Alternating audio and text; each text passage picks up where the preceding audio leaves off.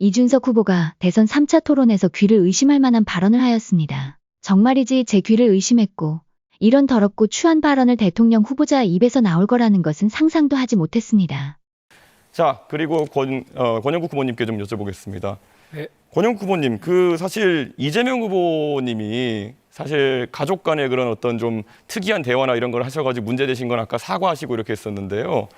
가장 또 놀라는 것이 혹시 정의당의 그러니까 민주노동당 기준으로 여쭤보고 싶은 게 만약에 어떤 사람이 여성에 대해 가지고 얘기할 때 여성의 어떤 성기나 이런 곳에 젓가락을 꽂고 싶다 이런 얘기를 했다 그러면 이거는 여성 혐오에 해당합니까? 아닙니까? 그건 답변하지 않겠습니다. 정치인은 민의를 대변하는 자리입니다. 특히 대선 후보로서의 발언은 단순한 개인의 의견이 아닌 국가적 방향성과 가치관의 상징입니다. 듣는 이로 하여금 불쾌감이나 모욕감을 느낄 수 있는 언어를 사용했다는 점은 그 정치인의 기본적인 윤리의식과 책임감에 심각한 결함이 있다는 방증입니다. 이준석 후보가 한 발언은 사실이 아니며 2021년 댓글을 짜집기하여 돌아다닌 커뮤니티의 글입니다. 그런데 이 짜집기 한글 어디에도 여성의 중요 부위 내용이 없다는 것입니다. 커뮤니티에 떠돌던 내용은 남성의 주요 부위를 칭하는 것이었습니다. 그리고 자세히 보면 짜집기했다는 것을 금방 알 수 있습니다. 대댓글을 보면 다른 댓글과 색깔이 틀립니다. 이는 악의적으로 추잡한 내용만 추렴해 짜집기한 것이고 팩트체크도 없이 이준석 후보가 대선 토론장으로 들고 와 발언을 했다는 것입니다. 이준석 후보는 항상 청년 정치를 자랑삼아 얘기했지만 도저히 제정신이 박힌 정치인이라고 생각할 수가 없습니다. 이준석 후보는 2022년 성범죄 무고죄에 대한 처벌 강화를 주장했습니다. 그는 성범죄 무고가 남성의 삶을 파괴할 수 있다며 무고죄에 대한 강력한 처벌이 필요하다고 강조했습니다. 하지만 이는 성범죄 피해자들의 신고를 위축시킬 수 있다는 우려를 낳았고 여성 단체들의 비판을 받았습니다. 이준석 후보의 성범죄 무고죄 처벌 강화 주장은 언뜻 보기엔 형평성 공정성의 문제로 보일 수 있지만 그 이면에는 성범죄 피해자에 대한 불신과 여성에 대한 구조적 의심이 전제되어 있다는 점에서 매우 위험한 정치인이라고 생각합니다. 먼저 한국 형법상 무고죄는 이미 중대범죄로 처벌되고 있습니다.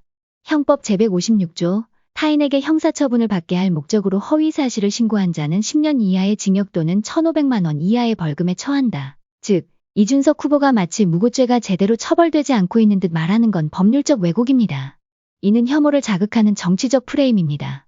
이준석 후보의 성상납 의혹이 뉴스타파를 통해 기사로 올려졌습니다. 이준석 후보는 성상납 의혹 외에 명태균 의혹과 칠불사의 홍매화 의혹도 있습니다. 그러나 다른 후보들은 이준석의 이러한 의혹에 대하여 아무도 질문하지 않았습니다. 그것은 정책을 검증하고 국민께 후보들의 비전을 보여주기 위한 자리였기에 이러한 질문은 하지 않은 것으로 생각합니다. 그런데 이준석 후보는 국민들이 지켜보는 자리에서 차마 입에 담을 수도 없는 이야기를 하면서 대통령 후보를 검증하는 자리를 오물통으로 만들어버렸습니다. 가족과 함께 볼 수도 있는 시간대였고 아이들과 같이 시청했을 수도 있습니다. 이는 대통령 후보라는 자가 토론회를 시청하는 국민들에게 성혐오와 수치심을 느끼게 하기 충분한 발언이었습니다. 이준석 후보의 정치 방식은 단지 말을 세게 한다거나 솔직하다는 수준을 넘어서 의도적인 분열 정치, 사회 갈등을 자산화하는 정치, 그리고 그것을 정치적 게임처럼 즐기는 파괴자의 태도로 볼 수 있습니다.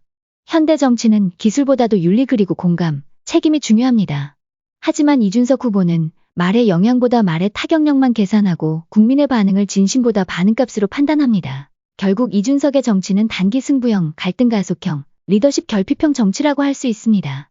커뮤니티에 빠져 국민의 소리를 듣지 않는 사람이 정치를 하는 것은 비극입니다. 그리고 유튜브에 빠져 대한민국을 흔들어 놓고 민주주의를 퇴행시킨 윤석열이나 커뮤니티에 빠져 팩트를 체크도 하지 않고 막말을 뱉는 이준석 후보는 다를 게 하나도 없습니다. 이준석 후보는 또 다른 형태의 윤석열입니다. 이준석 후보는 아직도 정확한 출처를 밝히고 있지 않으며 진심 어린 사과를 하지 않고 있습니다. 이런 정치인은 대한민국 정치계에서 퇴출되어야 한다고 생각합니다.